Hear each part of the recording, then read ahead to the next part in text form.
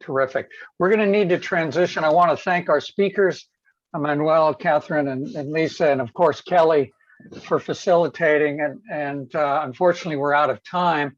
And I want to now shift. We'll have about 1 minute to transition over to our third session for this morning's session, Sustainable Livelihoods and Human Health Through Tourism. So I want to introduce Dr. Sue Snyman, our facilitator for our next session. So Sue, you there? Take it away. Thanks so much, Gregory, and welcome everyone to our third and final session of this first event. I hope that you have had a wonderful time so far and really enjoyed it. There is really an emerging body of evidence that tourism in and around protected areas elevates human well-being, including higher wealth levels, a reduction in poverty, and health benefits. This panel is going to explore the underlying body of research and nature-based tourism models to achieve the best outcomes in this regard. Please do add your questions in the Q&A as you have been doing, and any general comments into the chat. And up first, we're going to hear from Robin Naidu, who is a senior conservation scientist and lead wildlife scientist for the World Wildlife Fund. Take it away, Robin. Thanks very much, Sue, and good morning, everyone from the west coast of Canada. I'm really pleased to be here to talk to you today about human well-being impacts in protected areas across the developing world. And obviously, you know, the relevance to this session is that, as we know, protected areas are typically, you know, a hub for nature-based tourism around the world. So the academic background to this study was the question that we find in the literature, maybe somewhat surprising to this audience, is, you know, are protected areas good or bad for local people? And, you know, those who cite evidence that it's good suggest reasons like protected areas provide better environmental quality to local people. There's the obvious opportunities from tourism. And for reasons like this, protected areas are good for the people who live nearby. On the other hand, there's a significant body of folks who suggest that protected areas are bad for people who live nearby. And they're bad because they restrict access to resources, they increase human-wildlife conflict, they've historically displaced people. And so for those reasons, protected areas are typically bad for local people. The problem is to make any general insights on this body of work is nearly impossible. And that's because these studies use different methods. They occur in different geographical locations with different socioeconomic contexts. They measure different well-being outcomes at different timescales. And ultimately, recent reviews have concluded that the evidence base is so thin that only 1% to 8% of studies in this body of literature use rigorous methods and data to examine the well-being impacts of PAs, protected areas, on local people. And, you know, of course, this is nonetheless an extremely critical question to answer, particularly in the context of proposed global protected area expansion. So we know that the world just missed its Aichi target that came and went in 2020, but post-2020, we're talking about much more ambitious levels of protection across the world. Many of you will have heard of the 30 by 30 initiative. And so it's really important that we understand what kind of effect this protected area expansion is going to have on other sustainable development goals like poverty alleviation. Is it likely to help poverty alleviation, or is it likely to hinder that goal? So what we wanted to do is really advance this, this field by conducting a quantitative analysis of protected area impacts. And what we wanted to do is generate a consistent database across multiple countries and protected areas, so not restricting ourselves to one particular case study. We wanted to recognize that human well-being depends on many factors, including but not limited to environmental conditions. And we wanted to use rigorous and quantitative methods to assess the impacts of protected areas on local human well-being, while also controlling for many confounding factors. So how did we go about doing this? First, we generated a new comprehensive international database that was based on information from the Demographic and Health Surveys, which is a fantastic program that surveys thousands, tens of thousands of people across the developing world, rather. All of this data is freely available, and they consist of household surveys that ask really detailed questions on socioeconomic status, livelihoods, health, and so forth. So we harnessed those data. The great thing about those data is that they're also geo-referenced, so they have a GPS point associated with it. So we extracted environmental information at all of these DHS sampling locations. And then we used a world database on protected areas and calculated the distance of each of those DHS sampling areas to the nearest protected area. And we considered all households within a 10-kilometer distance to be near a protected area, although we tested the sensitivity of our results to that threshold. So this is what the data set looks like in terms of a map. So we can see that although this is not a wall-to-wall complete sort of global data set, it does cover a big part of the tropical developing world. What we're looking at, the blue points represent DHS sampling locations that are further than 10 kilometers from a protected area. The red points represent DHS sampling clusters that are within 10 kilometers, and protected areas are in green polygons. And so again, this isn't wall-to-wall global coverage, but it's certainly a massive data set and includes information on 87,000 children in 60,000 households and over 600 protected areas. So by far the largest quantitative data set that has been brought to bear on this question. So how did we wrangle with this huge amount of data? We took a statistical modeling approach that recognized that households near protected areas are likely to be systematically different than those further away from protected areas. And that's because, as we know, protected areas aren't randomly placed on the landscape, but they tend to be placed in areas that are far from urban centers with low road densities at higher elevation and in less agriculturally productive areas. And all of those things are also likely to influence human well-being and therefore be confounded with any possible protected area impact. So we wanted to control for that. We used a statistical technique called matching. I won't get into the details here, but essentially the concept is that we want to create a control group, much like an experiment. We want to create a control group of people. And so compare households that are near protected areas with households that are further away from protected areas, but that are otherwise similar in important respects that might confound our results. And we looked at 4 different well-being outcomes. So this was obviously just a small sample of well-being outcomes, but this is what we had available to us in this data set. So 2 were related to wealth. So a continuous score regarding the household wealth level, and then whether that household could be considered to be in poverty or not based on an international threshold. And then with regard to children, and specifically children under 5, a continuous childhood growth score that's related to height, to age, and then whether that child considered to be stunting, again, based on international thresholds. And of course, stunting is something that's extremely important and has implications that cascade into adulthood, so that go well beyond the current status of a child under the age of 5. And there were specific pathways that we wanted to test. And one of the key ones is related to tourism. And so, we conceptualized that protected areas obviously often have tourism associated with them. That tourism sector can lead to infrastructure springing up around protected areas. So better roads, more health clinics, and both of those can lead to better health outcomes of people who live near those protected areas. And then another pathway is that, as we know, again, the tourism sector at protected areas can often provide jobs to local people in the form of working at lodges or as guides. That additional income can be spent on health outcomes or can be invested in household assets and lead to increased wealth levels. So this was a key pathway related to tourism.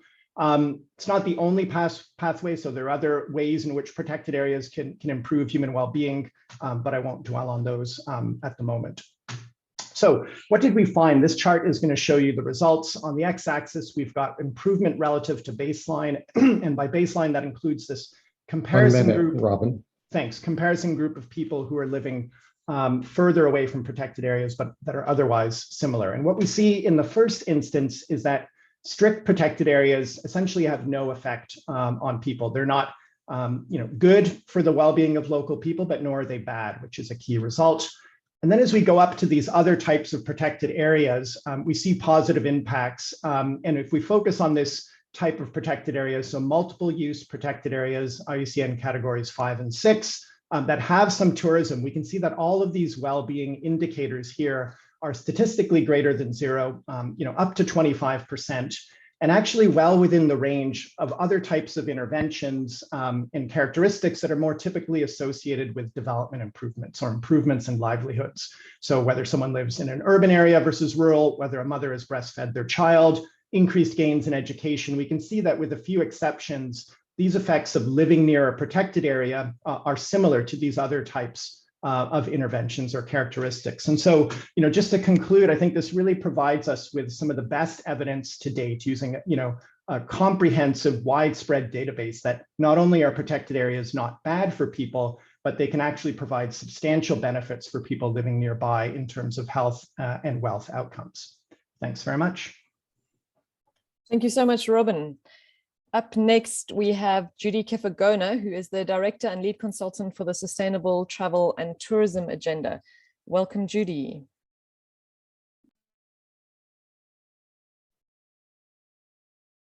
Good evening from Nairobi, Kenya, and thanks for having me today to talk about community conserved areas in East Africa.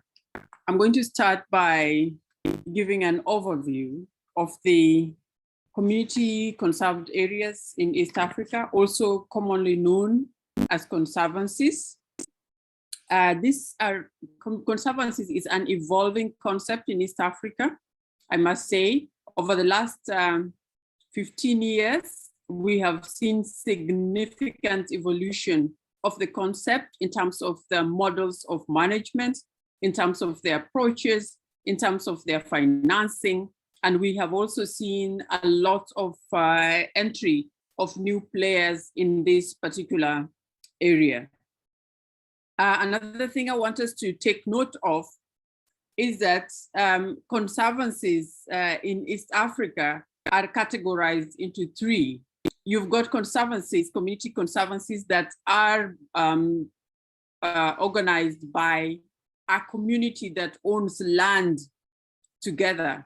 In Kenya, we call this the group ranch model, which means there's a single title to a piece of land and community have decided to set it aside for tourism.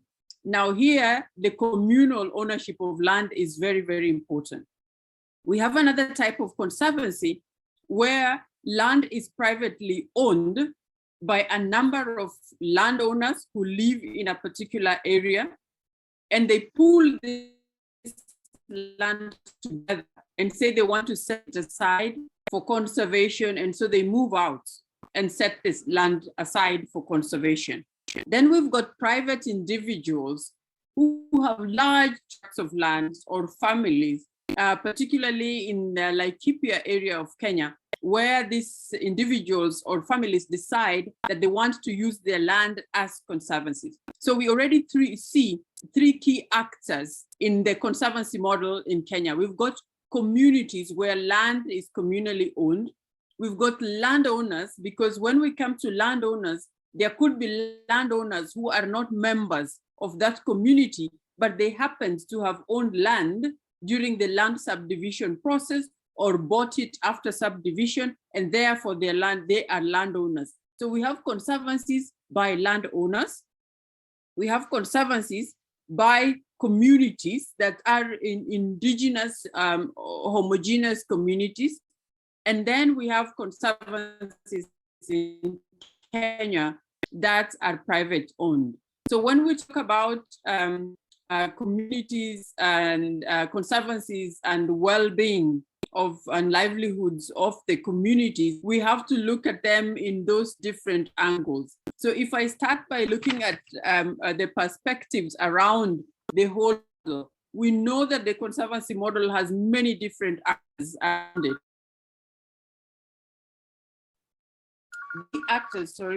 The key actors are normally the landowners, the communities, or the individuals who have set their land aside. But then we have government, who is the developer of policy, and then we have tourism investors. Why? Because one characteristic of community conservancies is that most of them are dependent on safari tourism, which means they depend on the daily rate that is paid at the gates by tourists who come to visit the conservation areas for purposes of tourism to earn revenue. So the revenue, there's a singular source of revenue that is earned directly out of this model. Now, if you look at all these actors, they all have a different way of interpreting what a conservancy is. If you ask a community member or a community landowner what a conservancy is, and this is based on a study that we did in 2018 out of the 3 most established conservancies in Masai Mara. And for the landowners and the community members, the conservancy was a land management model that is dependent on tourism because of the high biodiversity to bring revenue to the community. So land management is most important for the community member. If you look at a lot of literature, and if you look at the Wildlife Management and Coordination Act in Kenya, for example, it defines the conservancy as a conservation model. It looks at the conservancy as another conservation model aside from the national park that is state protected. So they see a conservation model where the community are the leaders. So it is a community-led a conservation model that uses tourism as a vehicle to generate revenue. And therefore it finds its way into the Tourism Act as well, because now it is seen as a destination. Communities don't see their conservancies as a destination. They see it more as a land management model that helps them to retain their land so that they can continue their traditional model practice livelihood of pastoralism, because these models allow access at different times of the year for pastoralism purposes. Then we have the tourism investors, who are big players in the conservancy movement or the model. The tourism players, when they look at the conservancy, they see a sustainable tourism development model. And in this sustainable tourism development model, they see themselves as operators who are supporting the sustainable development of tourism. If you look at the reports of tourism companies that operate in conservation areas, they will always refer to the conservancies as their contribution to sustainable development of tourism. They will be saying that by the virtue of the fact that we operate in these areas, we are supporting sustainable development of tourism. Now, these interpretations, these varying interpretations of conservancies in East Africa, because we also did a few conservancies in Tanzania, where it is totally different. There is heavy government engagement, even in what they're calling the community conserved areas. But we found out that this thinking, these 3 different levels of thinking was the same even in Tanzania. That's how the communities perceived the conservancies, how the tourism businesses perceived it, and how the policymakers and the conservation world perceived it was so different. Then we also have another group that has a perception of what the conservancy is. And this is what I call the social justice tourism group. These people who are the group that wants to see better tourism, that talks about ecotourism. So when they see, when this group looks at a conservancy, they see a tourism model, a tourism and conservation model that has the potential to be inclusive and to benefit host communities. And that is also a different perspective about conservancies. Now, what is the impact of these different perspectives on the conservancies? The impact of this different perspective on the conservancies. Thank you. The impact is that the conservancies are facing many vulnerabilities. And as I'm concluding, I'll just mention one.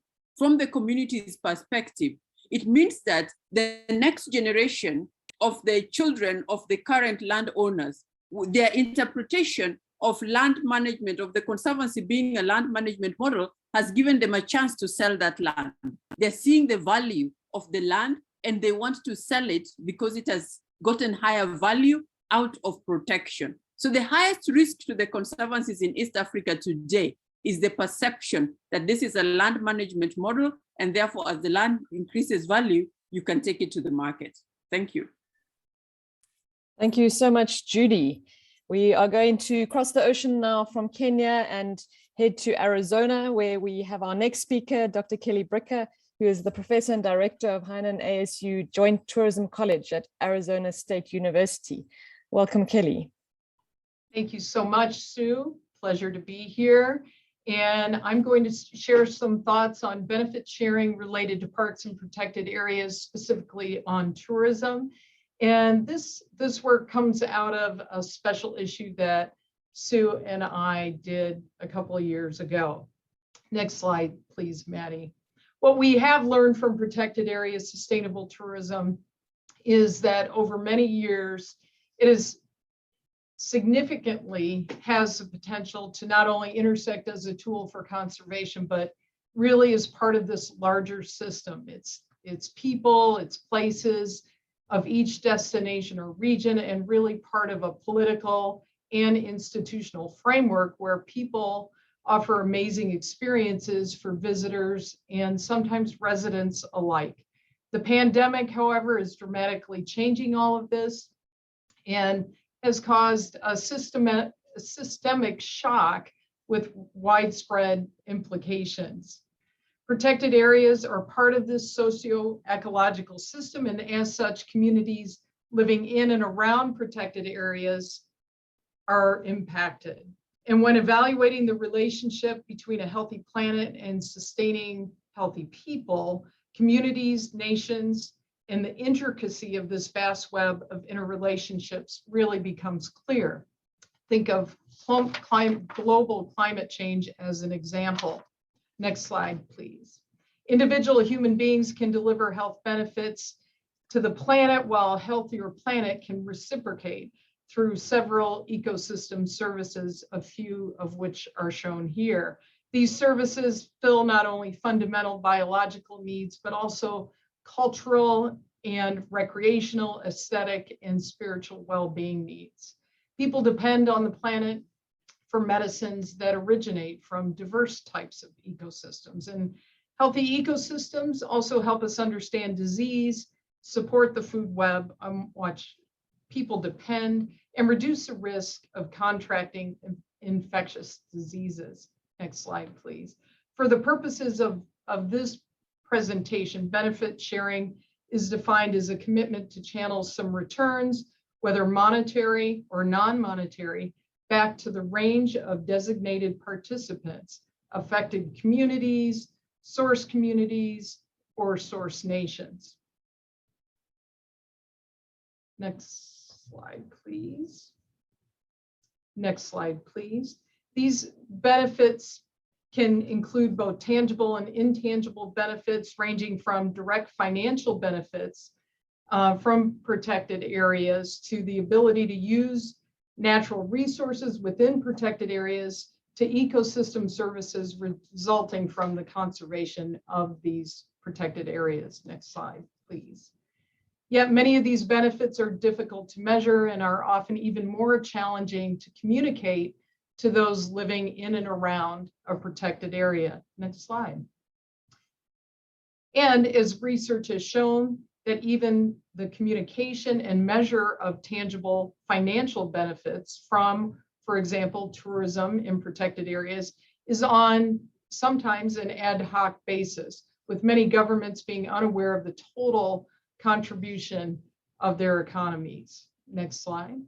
While some communities engaged in protected area tourism, especially here in the United States, often referred to as gateway or amenity communities, might secure financial benefits from outdoor tourism and recreation industries, benefits may also be severely decreased due to overcrowding, air pollution, water scarcity, or unplanned development just to name a few. Next slide.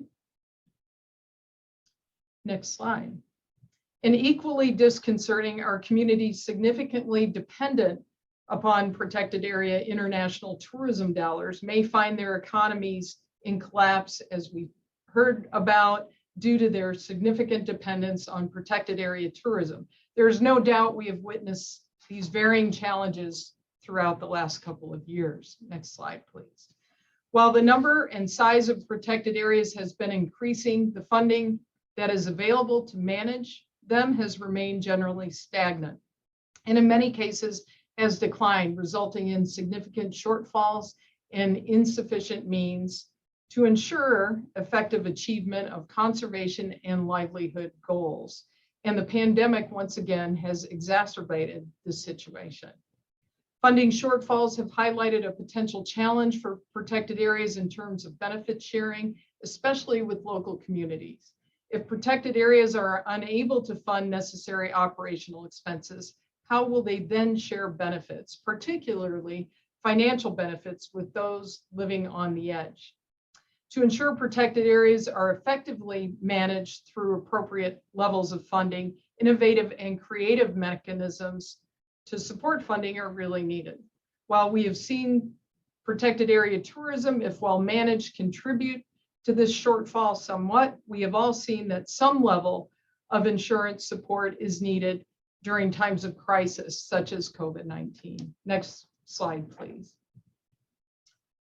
Benefit sharing from protected area asks us to ensure equity in thinking about the long-term benefits of protected area tourism. This likely involves intense consideration of governance, which includes decision-making and power structures, relationships, and accountability. Next slide, please. And equally critical is an understanding of the local community dynamics, hierarchies, and power sharing, which are essential to ensure the most marginalized, most impoverished are included in benefit sharing mechanisms within communities. Therefore, for stakeholders, consultation, joint decision-making, and advocacy are all necessary for equity to be realized. Next slide, please.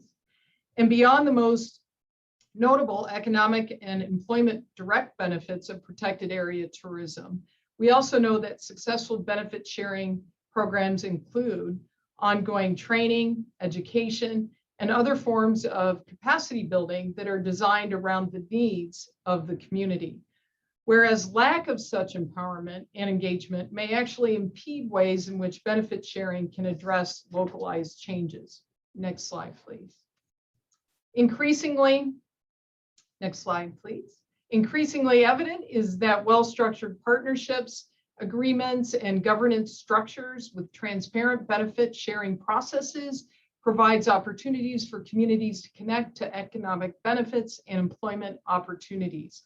While there are vast differences in these types of agreements, common to all must be a transparent structure of engagement and procedures for fair distribution of these opportunities. Next slide, please. Understanding particularly community needs is also essential to understand the benefit sharing mechanisms or processes. And while economic benefits have been shown as critical, there are multiple ways in which these benefits may be fulfilled.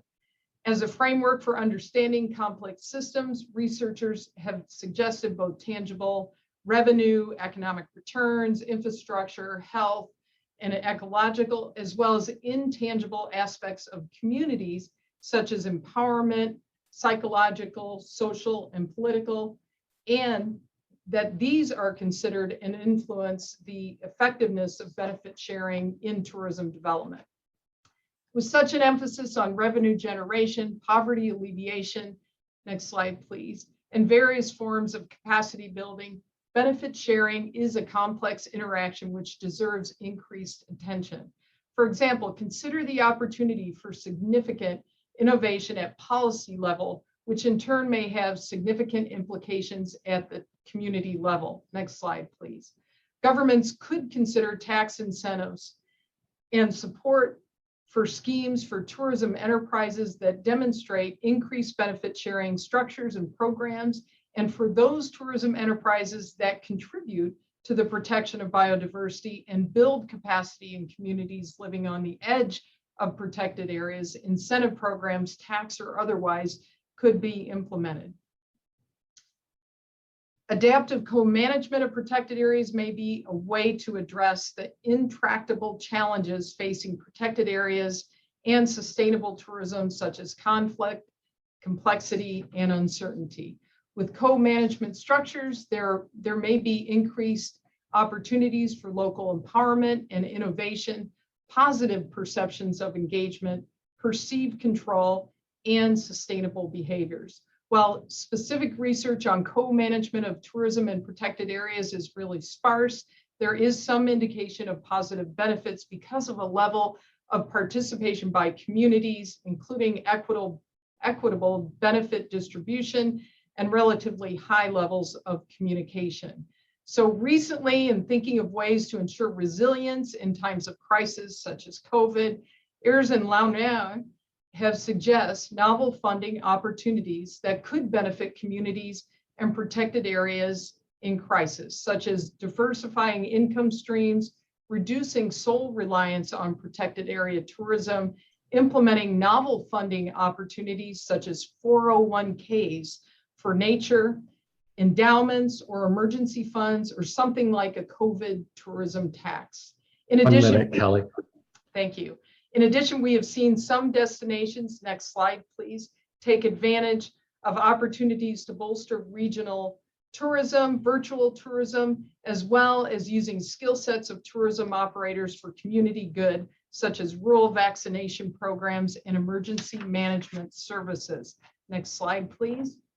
Research and programs have taught us that active institutional structures and support, the establishment of good governance policies and practices, and clear benefit distribution plans, community engagement, empowerment, all play a role in addressing the challenges and promoting a more positive and sustainable benefit sharing model.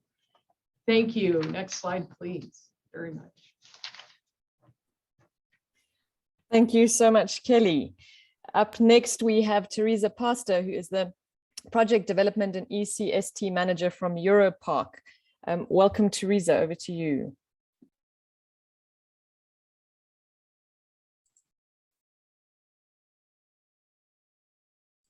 Good evening, can you hear me? And can you see my screen? We can, thank you, Teresa. Okay, so good evening from Barcelona. I'm working for the Europark Federation, which is the largest association of protected areas in Europe. And I'm going to introduce briefly the capacity building program that we have to maximize benefits from tourism in parks.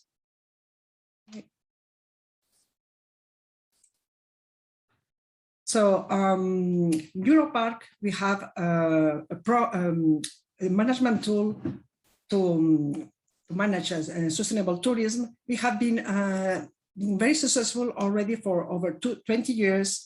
And the key part of this management tool is working in partnership. To do that, it is needed the creation of a sustainable tourism forum in which all relevant stakeholders are involved, that is communities, the authorities, and also the tourist business. They work together in order to produce a common sustainable tourism strategy and action plan. Of course, working, involving different types of people is not an easy task.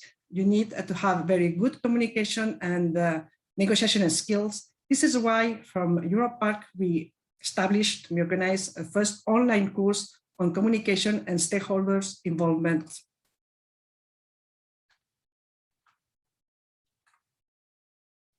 Sorry, don't know how to pass the.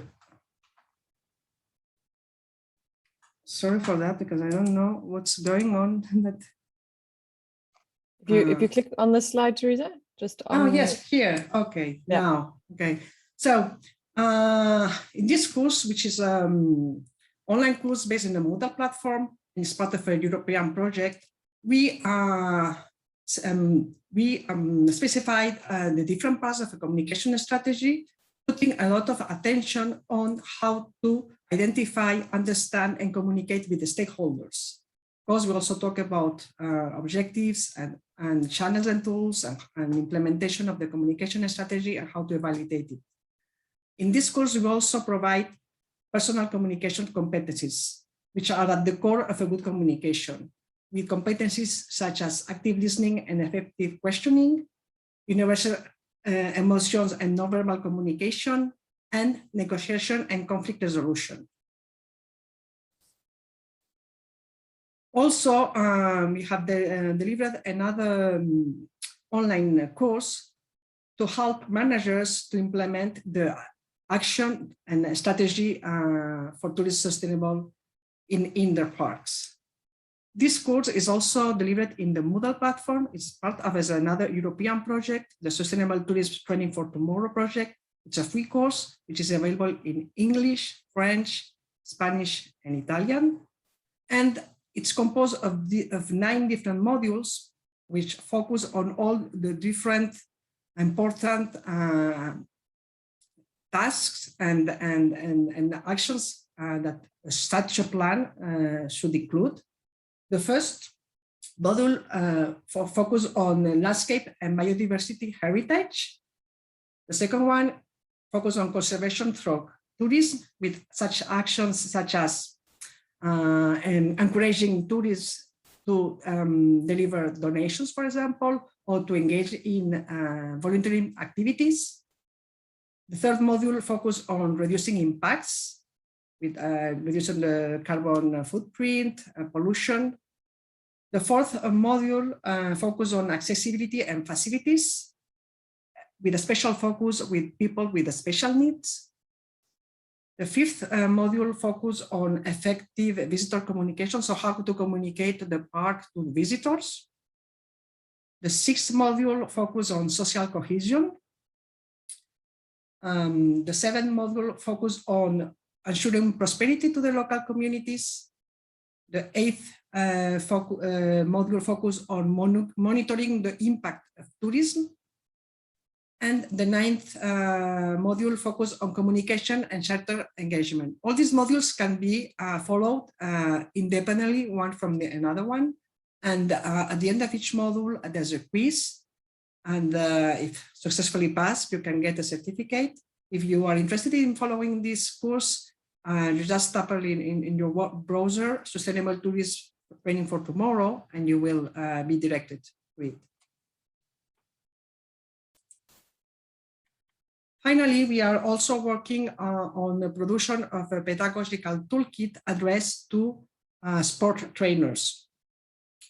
The object is to provide the trainers who are going to train visitors and tourists in the outdoors recreation, outdoor sports, to provide them with pedagogical tools in order to introduce sustainability and to minimize the impact that these outdoor sports may have in protected areas and in nature in general. So we have already identified for individual sports, mountain sports such as hiking, orienteering, mountain biking, water sports such as kayaking or sailing, and winter sports such as snow skiing. So we have already identified the main impacts these sports exert in the protected areas, such as disturbance to wildlife, overcrowding, littering, and now we are in the process of developing this pedagogical tool with educational elements that can be done on the field. Of course, continuous improvement is key to have to deliver a sustainable destination. So this is why we need to adapt to the new times, to the new situation, and now we are living special times, of course, with not only because of the pandemic, but also because of the climate and biodiversity crisis. So we have new situations, we need new capacities to be built on. So at least in Europe, we have detected, or we have had a high increase of visitors in protected areas, but with especially with a new profile of visitors. So we are getting more local and domestic tourists, more families with children. Has been an increase of the use of private car, and many of these newcomers are not so familiar with the park regulations.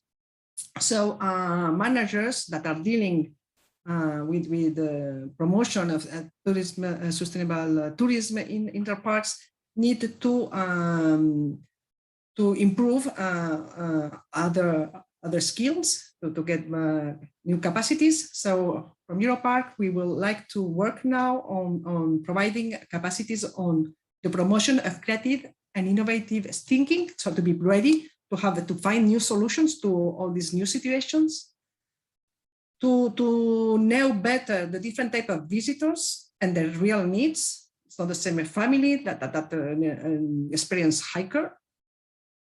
To manage large influx of visitors, specifically in specific parts of parks.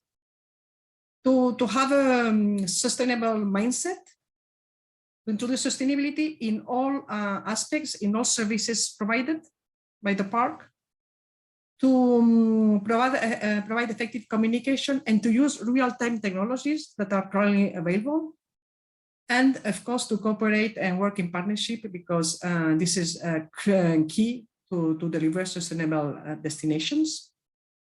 Teresa, 1 minute. Yeah, so as I said, continuous improvement is key for sustainability. And this is what Europark helps managers to do by providing networking opportunities, by organizing exchanges, by organizing webinars, by organizing this kind of capacity building tools that I have just presented to you. And I leave here my contact name and my email address. If someone wants to further inquiries, please write to me. And I invite you to visit our website, where you will find all these tools. Thank you.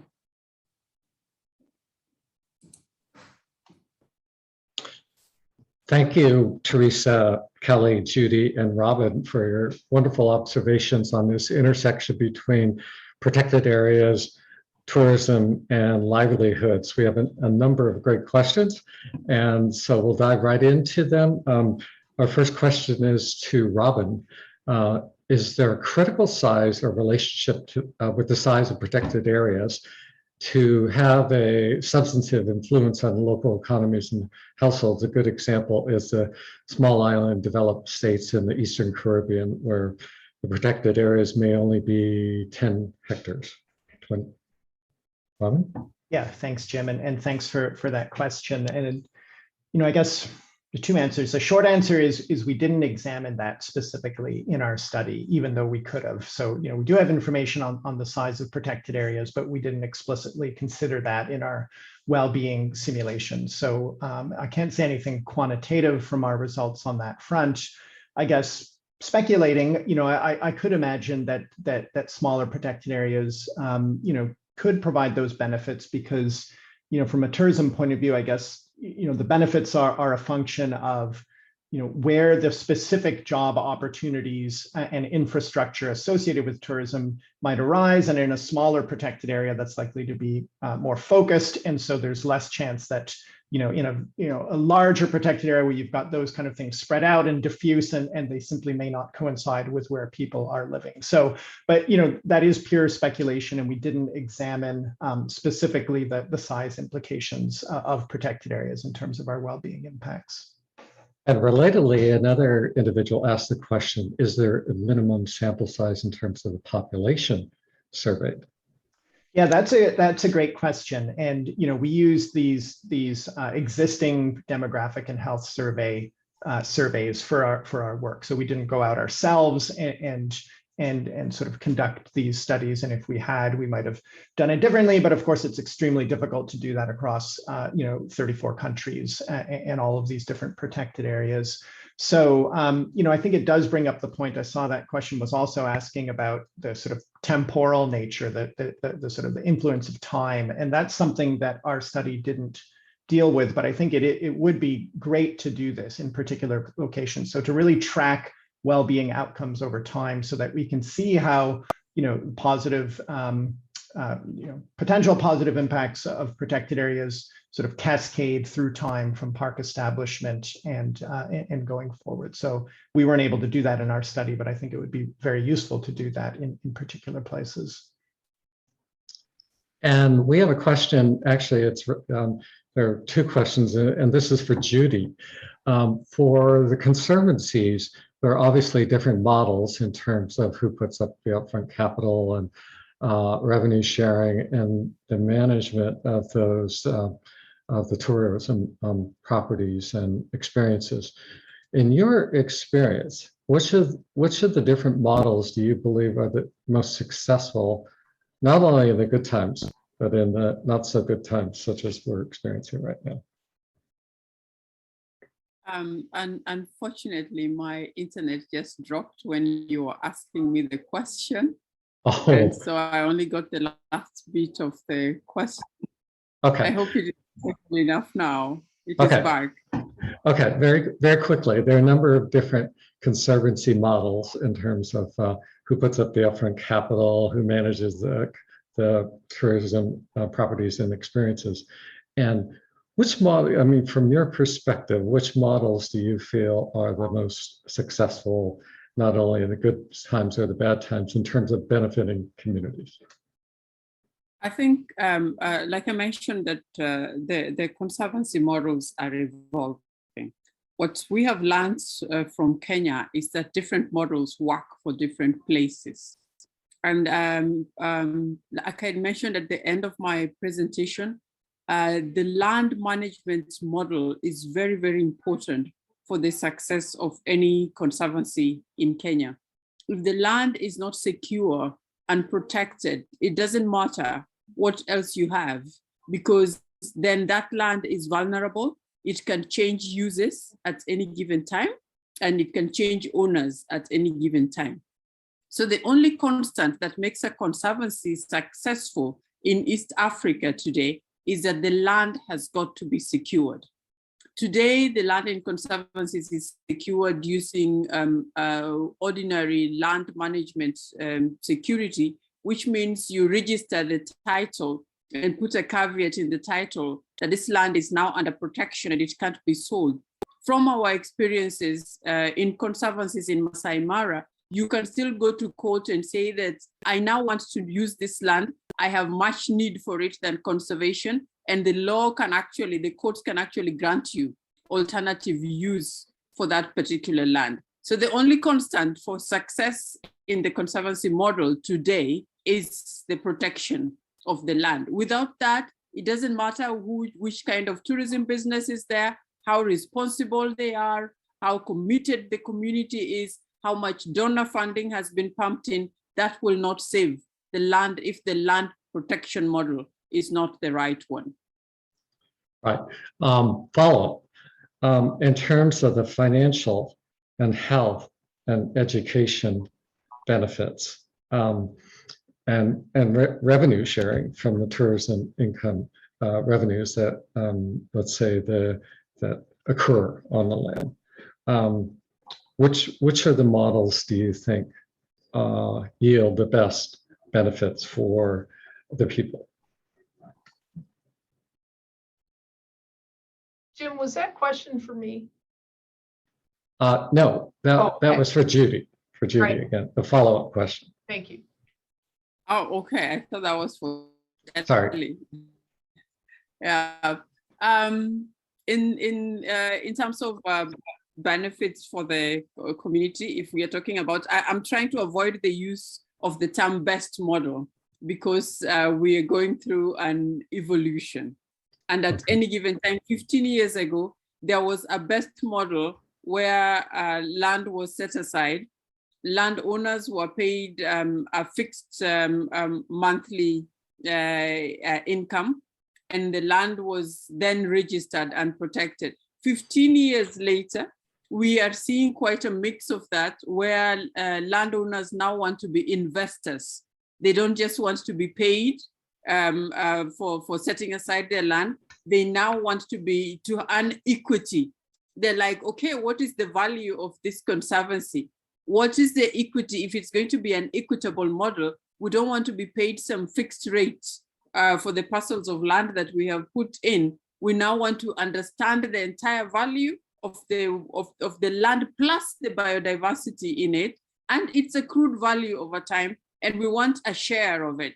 And they're now talking about, do we get 75% share and the investors get 25%? These are discussions that are now emerging in 2021, especially after the COVID crisis, that actually showed that the conservancy models were so vulnerable because by May 2020, landowners were on 50%, well, actually they were on zero for 3 months, and then it went to 50% of the rate that they were receiving because donors quickly came in and supplemented their conservancy income. Without donor funding, the landowners in the current model would have been at zero income for the entire of 2020 and 2021, which has been heavily supplemented by donor funding. Now, that kind of funding is not sustainable for the conservancies today. A different innovative financing model has to be found. And that is why now the questions of equity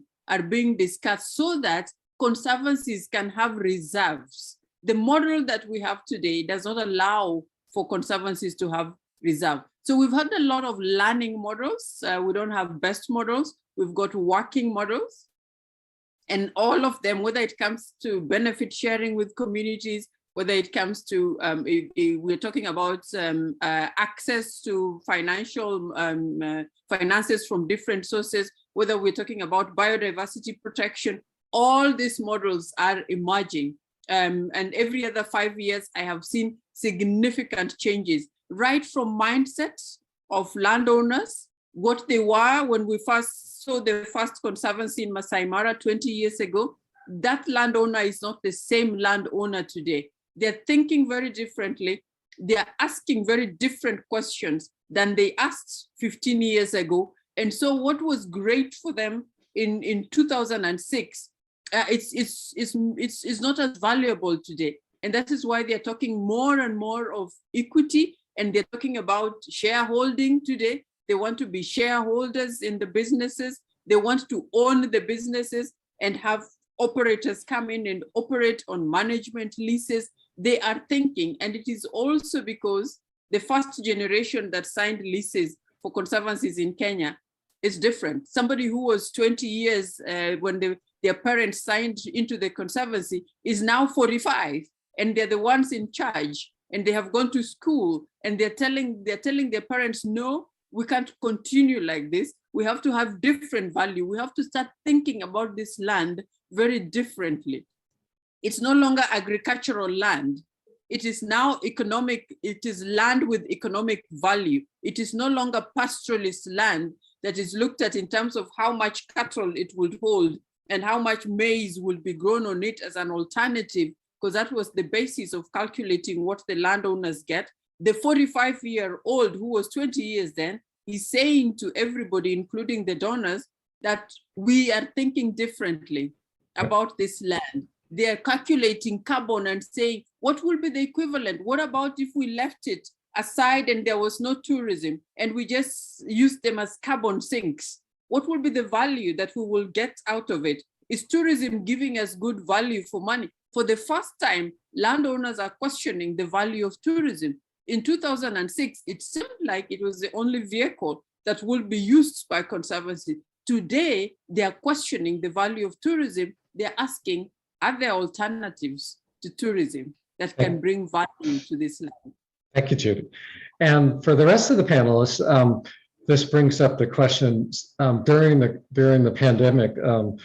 Many individuals and organizations have asked the question: should we be investing more in other or diversifying other activities in and around protected areas to diversify revenue streams other than tourism? So I will open up the floor to any of you to give your thoughts on that question. I'm happy to jump in for a second. I absolutely believe that diversity, we know biodiversity is critical for a healthy planet, and I think economic diversity is critical for a healthy community. And that diversity could come, our example in Fiji is when tourism totally stopped, farmers were able to go back to their fields and still provide not only subsistence, but commercial value agriculture to their communities during a pandemic. The skill sets that are used, I think, are really important. They can be transferred to reaching rural communities for vaccination programs. So I think diversity and thinking about the skill sets and the capacity that's being built within a community is really important. Okay. One final question for any of you. I mean, historically, government aid organizations, international finance institutions, foundations have really not comprehended fully the connection between protected areas, tourism, and livelihoods. Do any of you have any thoughts in terms of how to build the best case to prompt these organizations to invest more in what I like to call conservation travel or conservation tourism and its benefits to livelihoods?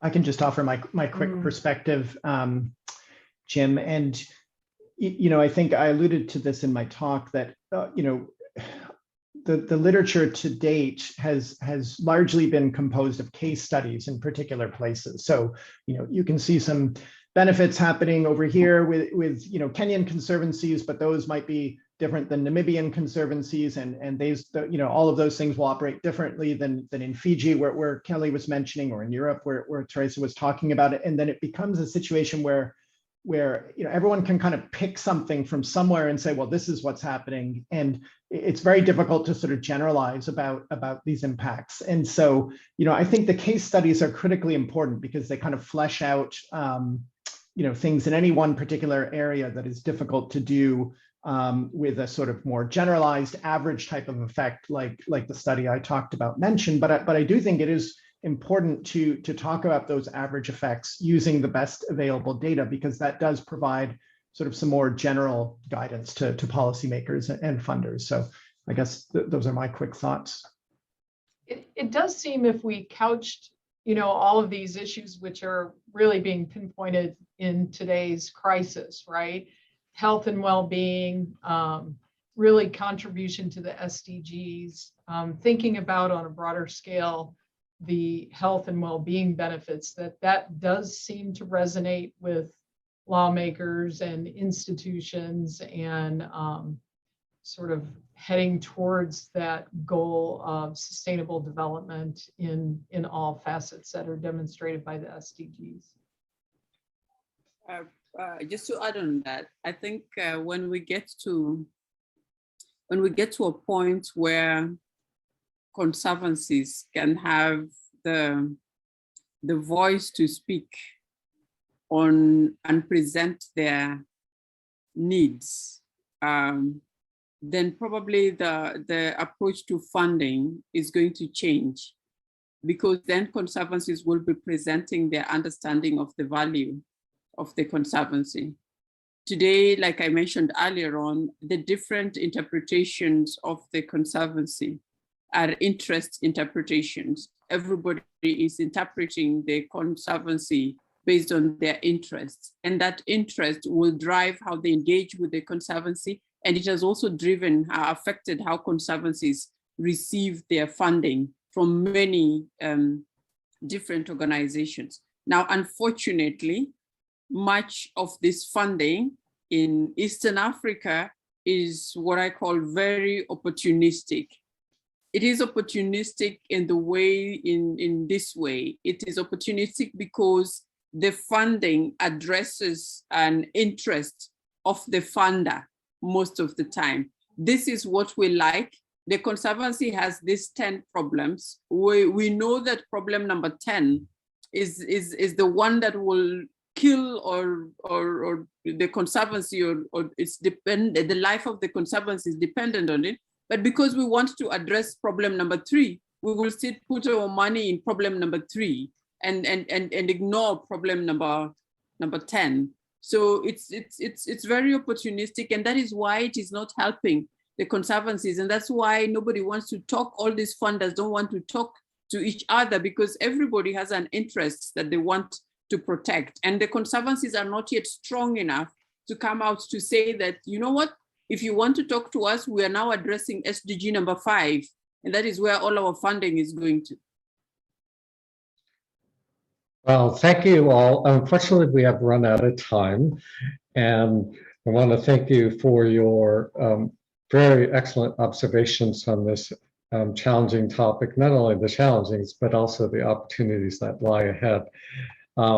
This will bring us to a close for our first session, and then we will all return back in about 6 hours from now for another group of individuals and sessions that are completely different from this, from the first session on, and it will be visitation of biodiversity conservation in protected areas and how COVID has impacted those areas.